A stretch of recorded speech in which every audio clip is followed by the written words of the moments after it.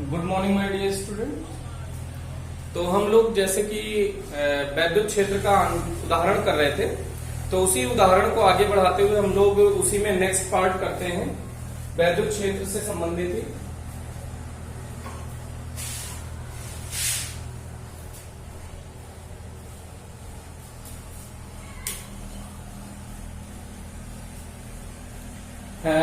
Example number 16, उसमें हमने 15 तक कर लिया था, तो 16 देखते हैं।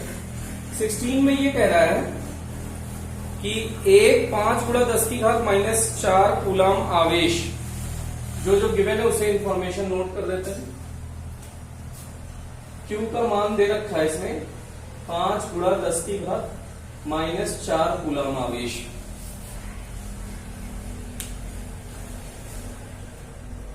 पर लगने वाला बल 2.25 न्यूटन है, तो F की वैल्यू भी गिवन है 2.25 न्यूटन।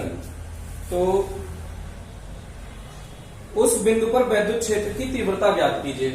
तो वैद्युत क्षेत्र की तीव्रता ज्ञात करनी है, तो E, F और Q में क्या रिलेशन है बेटा, तो उस रिलेशन को सोचने की कोशिश करिए। जैसे ही ये रिलेशन आपके दिमाग में आएगा तुरंत ये न्यूमेरिकल सॉल्व हो जाएगा। तो हम जानते हैं F = QE, तो E इक्वल्स क्या हो जाएगा बेटा, F/Q। F कितना गिवन है बेटा, 2.25 और Q गिवन है 5 × 10⁻⁻⁴। अब इसको डिवाइड कर दीजिए, 5 का टेबल पढ़िए, 5 4 × 20 और 5 5 × 25, और ये पावर ऊपर जाएगा तो 10⁴ हो जाएगा। एक नंबर से और 4.5 × 10⁻³ और वैद्युत क्षेत्र है तो न्यूटन पर कूलम इसका मात्रक हो जाएगा। तो ये इसका नेक्स्ट न्यूमेरिकल है। इसके बाद इसमें अगला देखिए क्या कह रहा है 17th में। ये वाला थोड़ा अच्छा क्वेश्चन है। एक आयताकार निर्देशांक पद्धति में, आयताकार निर्देशांक पद्धति का मतलब इसे नोट कर लीजिए आप लोग पॉज करके।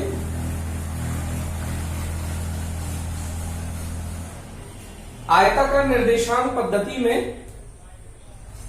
दो बिंदु धन आवेश प्रत्येक 10⁻⁻⁸ कूलम के हैं। इधर साइड में डायग्राम देख लीजिए। ये ऐसे आयताकार निर्देशांक पद्धति है। इसमें दो बिंदु धन आवेश 10⁻⁻⁸ कूलम, ये भी 10⁻⁻⁸ कूलम है और ये भी 10⁻⁻⁸ कूलम है। क्रमशः बिंदु 0.1 x इक्वल्स दिया है और y इक्वल्स 0 दिया है, तो 0.1, 0 ये दिया है और -0.1, 0 दिया है, y की वैल्यू 0 दी है। निम्नलिखित बिंदुओं पर वैद्युत क्षेत्र की तीव्रता का परिमाण एवं दिशा ज्ञात कीजिए। पहला तो इसने मूल बिंदु पूछा है, ये मूल बिंदु 0 0। अच्छा ये देखिए, ये वाली दूरी मूल बिंदु से कितनी है बेटा, 0.1, और ये दूरी कितनी है, 0.1। तो जो वैद्युत क्षेत्र की तीव्रता होगी उनका दोनों, अगर यहां पे इस बिंदु पर वैद्युत क्षेत्र की तीव्रता ज्ञात करनी है, तो जिस बिंदु पर वैद्युत क्षेत्र की तीव्रता ज्ञात करनी होती है उस बिंदु पर एकांक धनावेशित परीक्षण आवेश रख देते हैं। तो मान लो यहां परीक्षण आवेश है, तो ये 10⁻⁻⁸ न्यूटन उसको इधर प्रतिकर्षित करेगा, तो और ये 10⁻⁻⁸ न्यूटन इधर प्रतिकर्षित करेगा। अच्छा दूरी बराबर है, आवेश बराबर है, तो परिमाण में समान और दिशा में विपरीत होने के कारण ये वैद्युत क्षेत्र की तीव्रताएं आपस में निरस्त हो जाएंगी। तो मूल बिंदु पर जो पहला पोर्शन है आप चाहे तो निकाल कैलकुलेट कर सकते हैं, A B. Electric field due to A है, ये है, और electric field due to B है। तो इलेक्ट्रिक फील्ड ए जितना है उसका परिमाण, इलेक्ट्रिक फील्ड बी का परिमाण वो है 1/4πε0। क्यू की वैल्यू है 10⁻⁻8 अपॉन दूरी 10.1 का स्क्वायर। अब ये बल बराबर है और विपरीत दिशा में है, ये तीव्रताएं बराबर है और विपरीत दिशा में है, तो ये सदिश राशि होने के कारण इनका परिणामी 0 होगा। तो ए नेट ई नेट जो होगा किस बिंदु पर बेटा? ओ बिंदु पर 0 होगा। ठीक, अब ये भाषा ये हो गया इसका। अब इसका सेकंड पार्ट पूछा है बेटा,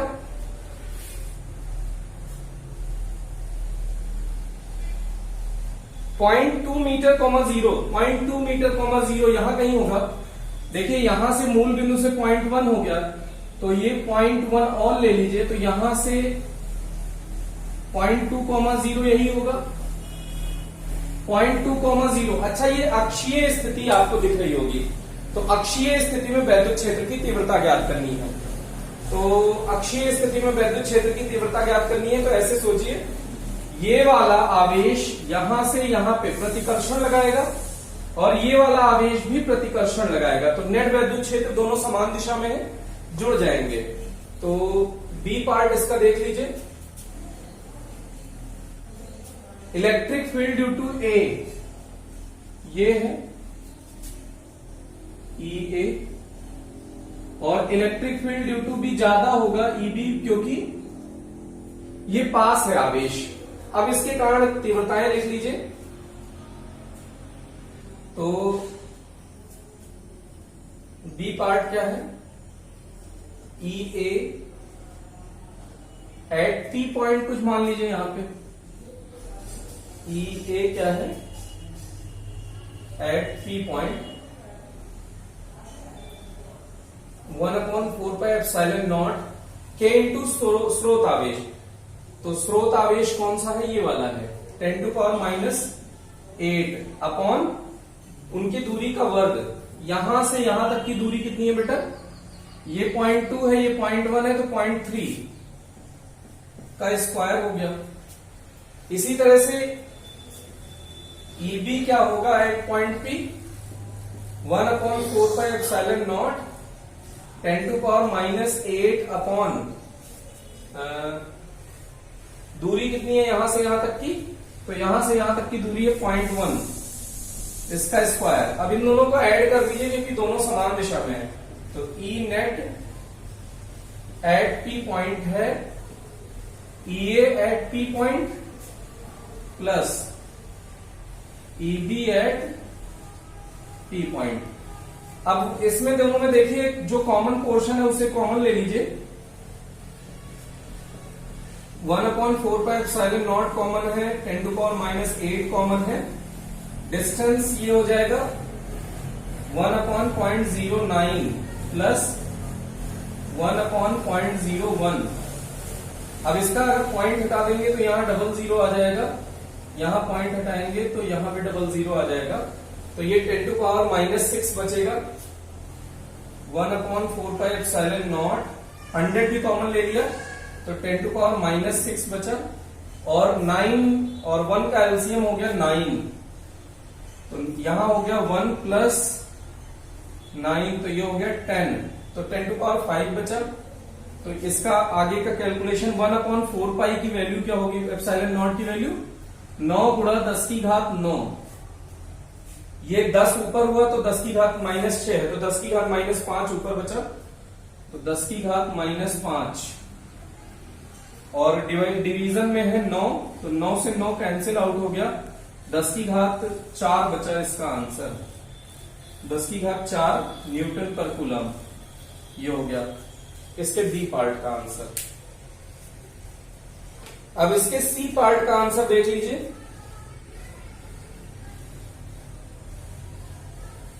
सी पार्ट में इसने पूछा है x = 0, y = 0.1 metre, x = 0, y = 0.1 metre, तो y = 0.1 मीटर, तो कहीं यहां पे पूछा है। तो इसी डायग्राम में थोड़ा सा करेक्शन करते हैं, ये वाला आप पोर्शन नोट कर लीजिएगा वीडियो पॉज करके, फिर सी पार्ट करते हैं। अब यहां से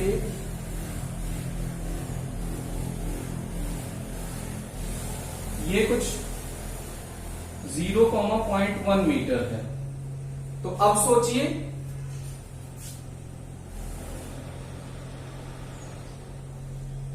ये डायग्राम होगा उसको फाइनली।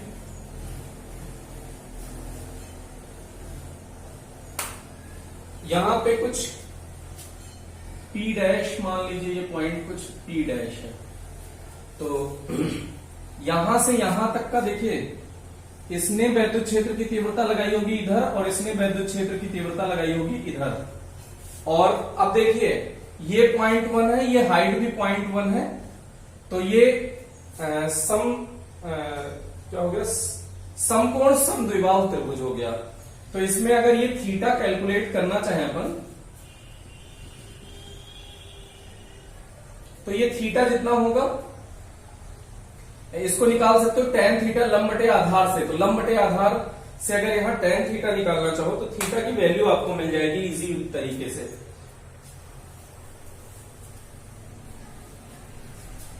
सी पार्ट देखना है, सी पार्ट में अगर इसी के हम लोग चाहें तो tan थीटा निकाल सकते हैं। tan थीटा इक्वल्स लंब बटे आधार, tan थीटा लंब कितना है 0.1, आधार कितना है 0.1, ये आ गया 1, तो ये हो गया tan 45। तो थीटा इक्वल्स आ गया 45 डिग्री। अब ये 45 डिग्री हो गया, तो अगर ये थीटा है तो ये थीटा हो जाएगा, तो इधर ये थीटा हो गया। तो इसका घटक वियोजन कर दीजिए, ये EB है और ये EA है। अब इसका घटक वियोजन कर दीजिए, तो EB cos थीटा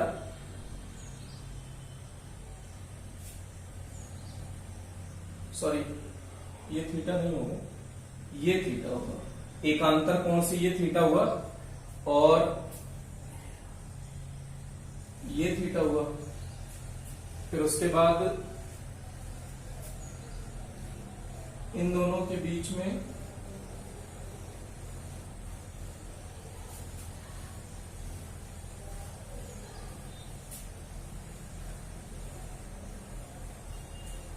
ये अगर 90 डिग्री है तो ये 90 माइनस थीटा हुआ, तो ये थीटा हो जाएगा।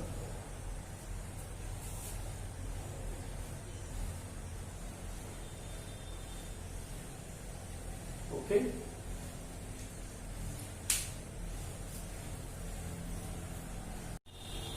तो इसमें ये एक्चुअल में थीटा 45 है, तो ये थीटा 45 है, ये 90 माइनस थीटा, तो ये भी थीटा ही होगा बेटा। तो इसको आप ये थीटा ना लिख के ये भी थीटा लिख सकते हैं। रीजन ये है कि थीटा 45 है, इसलिए आप इसको यहां भी थीटा लिख सकते हैं, तो यहां भी थीटा हो जाएगा। तो अब ये घटक वियोजन कर लीजिए, तो EB cos थीटा और ये हो गया EB sin थीटा। इसी तरह से EA का घटक वियोजन कर लीजिए, तो EA cos थीटा और इसका हो गया EA sin थीटा। अब EA और EB का परिमाण देख लीजिए आप, EA और EB का परिमाण आपस में बराबर है। क्यों? EA का परिमाण बराबर EB का परिमाण बराबर में K की वैल्यू क्या है 1/4 पाई। Q कितना है बेटा 10⁻⁸ अपॉन दूरी, ये वाली दूरी चाहिए अपन को। तो ये क्या हो जाएगा दूरी, अगर ये दूरी 0.1 है, ये दूरी 0.1 है, तो ये दूरी क्या हो जाएगी बेटा 0.1 का स्क्वायर प्लस 0.1 का स्क्वायर। तो ये 0.1 का स्क्वायर 0.01 हो जाएगा, 0.01, तो 0.01 0.01 0.02 हो जाएगा। तो ये 0.02 का स्क्वायर हो जाएगा अंडर रूट का।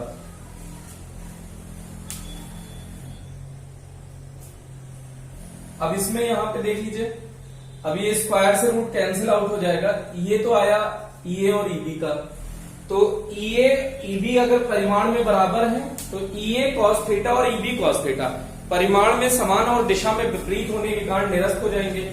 तो EA cos थीटा व EB cos थीटा परिमाण में बराबर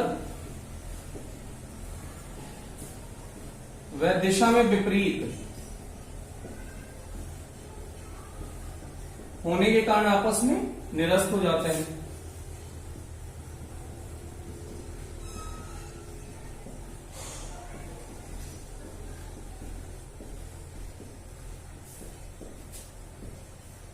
EA sin थीटा और EB sin theta, EA sin theta व EB sin थीटा परिमाण व दिशा में समान होने के कारण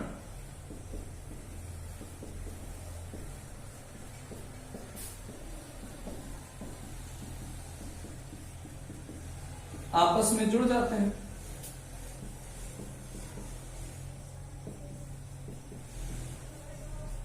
तो E net at P point क्या हो जाएगा, पी डैश पॉइंट पे E A plus E P, E A sine theta plus E P sine theta. तो ई ए ईबी को अपन कुछ ई मान सकते हैं, तो ई साइन थीटा सॉरी ई साइन थीटा प्लस ई साइन थीटा, तो ये क्या हो जाएगा बेटा 2e साइन थीटा। 2e की वैल्यू है के क्यू अपॉन आर स्क्वायर। तो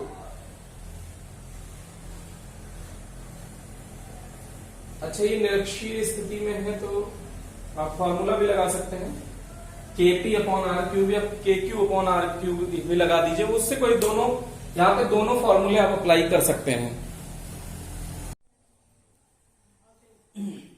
तो E की वैल्यू इसमें आप रख दीजिए 1/4πε0 की वैल्यू आप डायरेक्ट लिख सकते हैं 9 × 10⁹। E की वैल्यू में 1/4πε0 Q अपॉन दूरी कितनी है 0.02 का रूट का स्क्वायर, ये कैंसिल आउट हो जाएगा। लेकिन अभी साइन थीटा आपने निकाला था साइन 45, तो ये हो गया 18 गुणा 10 की घात, यहां पे एक बचेगा सिर्फ, और साइन 45 की वैल्यू हो जाएगी 1/√2। और ये जब सॉल्व करेंगे आप तो ये सॉल्व होके आएगा, स्क्वायर से रूट कैंसिल आउट हो जाएगा, तो ये 0.02 सिर्फ बचेगा। पॉइंट जब हटाएंगे तो यहाँ 100 और आएगा, तो 10⁻³ हो जाएगा। तो अब इसी को सॉल्व कर लीजिए, ये हो गया 9, तो 9/√2 × 10⁻³ न्यूटन पर कूलाम। ये इसका आंसर हो गया थर्ड वाले पार्ट का। अब इसके बाद जो अगला नेक्स्ट पोर्शन है, नेक्स्ट पोर्शन आप देखिए, NaCl अणु में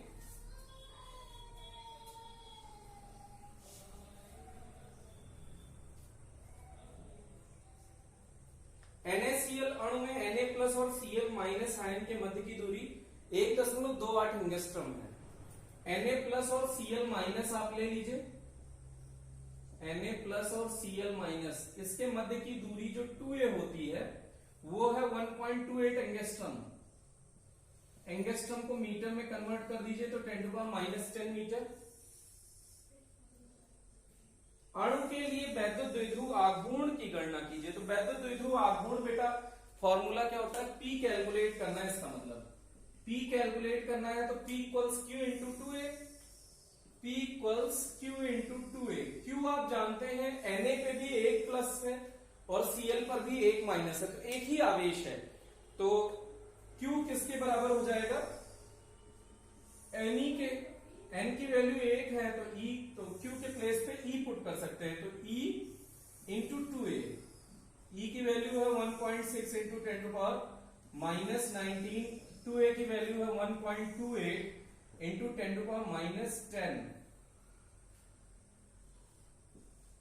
अब इसी का मल्टीप्लिकेशन कर लीजिए, 10⁻29 तो 1.6 × 1.28, इसका दोनों का मल्टीप्लिकेशन कर लीजिएगा और पावर में हो जाएगा 129। अब इसका मात्रक हो जाएगा कूलाम मीटर। तो ये हो गया वैद्युत द्विध्रुव आघूर्ण। अब इसके बाद का अगला क्वेश्चन है, दो बिंदु आवेश 5 माइक्रोकूलाम और -5 माइक्रोकूलाम।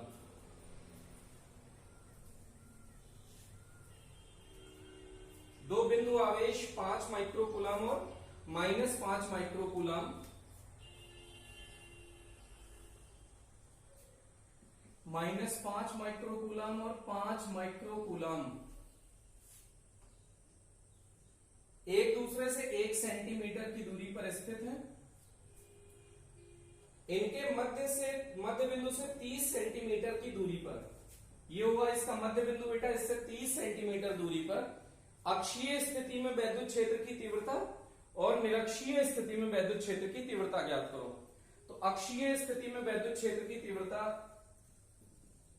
यहां पे मान लीजिए किसी पॉइंट P पर ये 30 सेंटीमीटर इसके केंद्र से दिया हुआ है।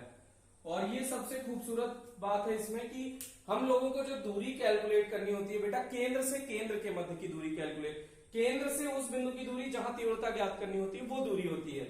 तो ई अक्षीय आप जानते हैं, डेरिवेशन हमने किया था 2kp/r³। यहां k क्या है बेटा, 1/4πε0। तो 2k की वैल्यू है 9 × 10⁹। p की वैल्यू आप अलग से भी कैलकुलेट कर सकते हैं, p = q × 2a। q है 5 माइक्रो कूलाम का मतलब 10⁻⁻⁶। 2a है, इनके बीच की दूरी 1 सेंटीमीटर है। तो 1 सेंटीमीटर इसका मतलब 10⁻²। तो 5 × 10⁻⁸ कूलाम मीटर, इसका ये हो गया p। तो p की वैल्यू आप डायरेक्ट यहां रख सकते हैं, 5 × 10⁻⁸ अपॉन दूरी कितनी है 30 सेंटीमीटर। तो 30 × 10⁻², उसका क्यूब। इसी को आप सॉल्व कर लीजिए तो आपको अक्षीय स्थिति में वैद्युत क्षेत्र की तीव्रता मिल जाएगी। अब हम लोगों को निरक्षीय स्थिति में वैद्युत क्षेत्र की तीव्रता ज्ञात करनी है। निरक्षीय, इस डायग्राम में थोड़ा सा फेरबदल करते हैं, तो इसको आप थोड़ा सा डायग्राम नोट कर लें। तो निरक्षीय स्थिति में कहीं यहां पे आपसे पूछ रहा है 30 सेंटीमीटर की दूरी पर, 30 सेंटीमीटर ये निरक्षीय स्थिति। तो निरक्षीय स्थिति में फॉर्मूला होता है बेटा kp/r³। तो इसका मतलब इसका जो आंसर आएगा उसमें 2 वाला पोर्शन हटा दीजिए। k का मान आपको पता है 9 × 10⁹। p का मान आपको फिर से पता है, आपने यहां साइड में निकाल दिया है। r का मान 30 सेंटीमीटर आपको फिर से पता है, तो 30 × 10⁻² का क्यूब कर देंगे तो इसका आंसर आपको मिल जाएगा। तो ये इसका हो गया। अब इसमें एक लास्ट उदाहरण और दिया हुआ है, उसको देख लीजिए।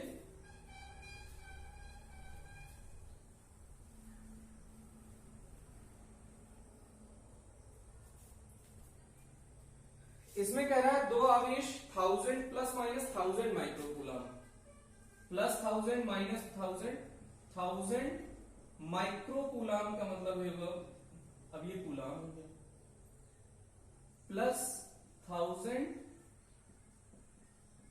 माइक्रोकूलम को हमने कूलम में कन्वर्ट कर लिया। परस्पर 2 मिलीमीटर की दूरी पर स्थित है, 2 मिलीमीटर की दूरी पर स्थित है। वैद्युत द्विध्रुव का निर्माण करते हैं। इस द्विध्रुव को इक्वल्स 15 × 10⁴ न्यूटन पर कूलाम के एक समान वैद्युत क्षेत्र में वैद्युत क्षेत्र से 30 डिग्री के कोण पर रखा जाता है। तो वैद्युत द्विध्रुव पर कार्यरत बलाघूर्ण की गणना कीजिए। अब बलाघूर्ण का फॉर्मूला हम जानते हैं कि अपन को टॉ चाहिए। तो टॉ इक्वल्स क्या होता है बेटा, PE sin थीटा। P की वैल्यू आप अलग से कैलकुलेट कर सकते हैं, P = Q × 2a। Q की वैल्यू कितनी है बेटा, परिमाण में ले लीजिए। तो 10⁻⁻⁶, 10⁻3, तो 10⁻−3 बचा। दूरी कितनी है 2 मिलीमीटर, तो 2 × 10⁻³ मीटर में कन्वर्ट कर दिया। तो 2 × 10⁻⁶ मात्रक हो गया कूलम मीटर। तो इसका आपने लिखा 2 × 10⁻⁻⁶। ई का मान आपको पता है 15 × 10⁴ और साइन कितना डिग्री दिया है 30 डिग्री। तो ये हो गया 30 × 10⁻² और साइन 30 का मान 1/2। तो 1/2 से ये 15 हो गया, 15 × 10⁻² न्यूटन मीटर। तो ये हो गया इसका बलाघूर्ण का ये पार्ट। तो इस तरह से हम लोग इसका कैलकुलेशन कर सकते हैं। अब सारे उदाहरण आप एक बार ट्राई कर लीजिए, उसके बाद आप खुद से आंकिक करने की कोशिश करें और जो भी डाउट आएगा अपन उसका डिस्कशन करेंगे। तो इसके बाद आप लोग सभी आंकिक कर लें। Thank you.